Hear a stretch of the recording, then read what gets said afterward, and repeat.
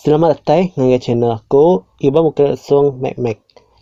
Sekali tau aku dekat nanti ke sitik cerita diberi Antu Nyabak Demalam Ari Belama bagi ke Tusun 5. Sebenarnya tu Tusun ke 1 nyentak Tusun 4. Kalau mai tu aku dekat nyambung cerita tu. Nuan dah berani Riki nak buaya maka kedulu nyen. Aku sigi udah berani indro. Laban nuan kerja bulai dengan aku ke malam tu. Teng, padi ni nuan tak. Bakal asap ke bambun nak indro.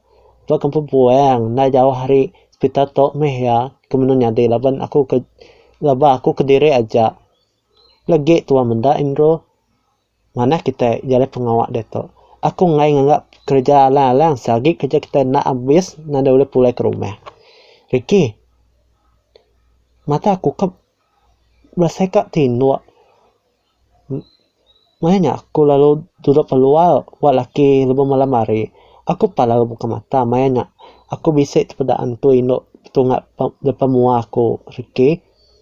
Aku dah madah. Tumu ngagai nuan. Indro dek madah aku tok buyan. Madah Antu. Aku sih nak bola ke nuan Riki. Riki. Nuan indro anak nunai aku. Nganggap munyi jako Riki. Nada aku nganggap munyi nyebut nama dek Riki. Habisnya siapa penyebut nama aku tadi? Nak me aku nemu siapa penyebut nama dek na Indro Riki. Anak gue. Nganti aku malik ke belakang dulu. Siapa nyebut nama aku tadi? Asal hati aku mana lagi aku mendak ke belakang dulu. Oh Indro. Antu Indro lari tua Indro anang pedia nuan Indro Riki